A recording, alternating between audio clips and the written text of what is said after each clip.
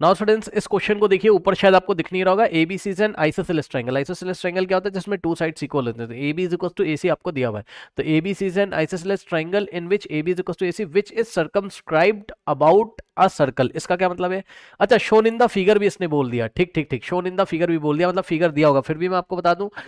हाँ हाँ, फिगर अगर नहीं दिया होगा तो मैं आपको बताता हूँ किस तरीके से। देखिए इसका फिगर आपको यहाँ पर बनाना है, ठीक। ये देखिए इस तरीके से कुछ ऐसा होगा, ठीक।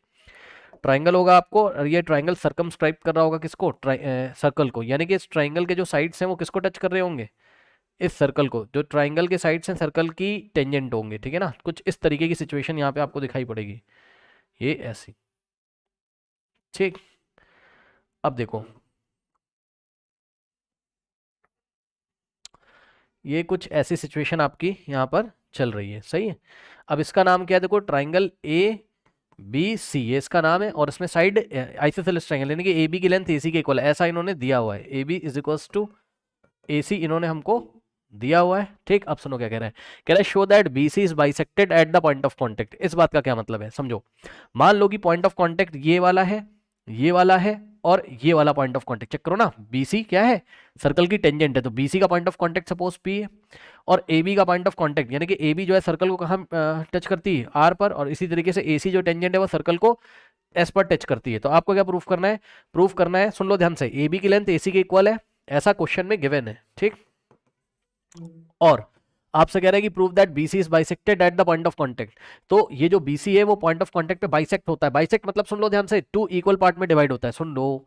बाइसेक्टेड का मतलब होता है कि ये जो बीसी है पॉइंट पी ऑफ कांटेक्ट पे क्या करता है? बाइसेक्ट होता है, का मतलब है बी से पी तक की लेंथ और सी से पी तक की। तो ये पी बीसी का मिड पॉइंट है, ये हमको दिखाना है। यानी कि आपको क्या प्रूफ करना है?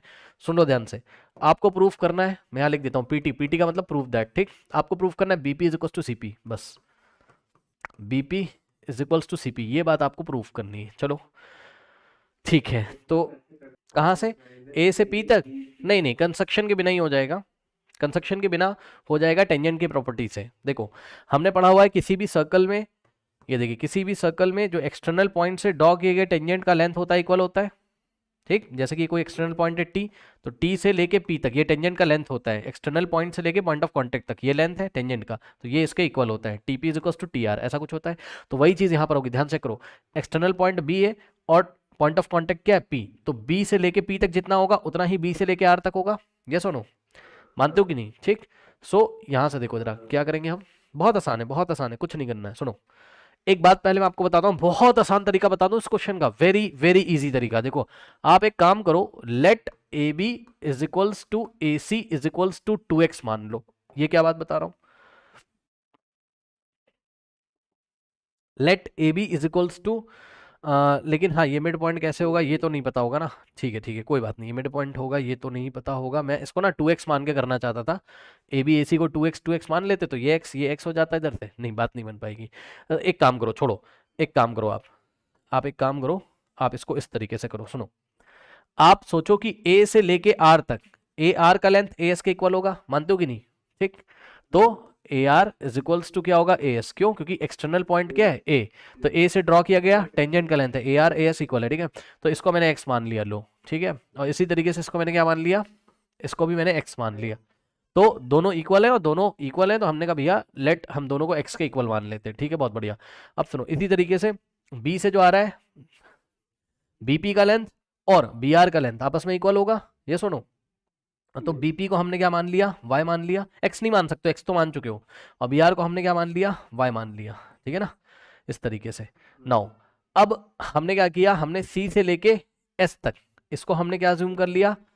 जेड अज्यूम कर लिया, सही है। और बी से लेके सी से लेके पी तक ये भी जेड हो जाएगा, क्योंकि पॉइंट सी से ड्रॉ किए गए टेंजेंट के लेंथ इक्वल होंगे। C S is equal to C P. तो ये चीज़ हो गया। अब हमने सारी चीज़ आपको बस फिगर में यहाँ पे दिखा दी है, ठीक है ना। अब आपको प्रूफ क्या करना है किसी तरीके से? अगर बीपी को सीपी के इक्वल प्रूफ करना है, बीपी का लेंथ वाई है और सीपी का लेंथ कितना है? जेड, यानी कि Y is equal to Z proof करना है एक तरीके से आपको। अब आपका टारगेट हो गया Y is equal to Z आपको प्रूफ करना है, क्योंकि आपने अजम्पशन कर लिया बीपी क्या है? पी है, और बी आर भी क्या है? सॉरी, बीपी क्या है? वाई, और बी आर भी वाई है ना, वाई वाई। एक्सटर्नल पॉइंट से ड्रॉ किए गए टेंजेंट के लेंथ इक्वल है, इस हिसाब से हमने इसको कर लिया। अब सुनो, अब तो बहुत आसान हो गया, कुछ करना है नहीं, ध्यान से चेक करो। देखो हम क्या करेंगे, इन्होंने जो हमें रिलेशन दिया था, क्या दिया था बताओ? AC, ये देखिए AC का लेंथ AB के इक्वल था, है ना। सो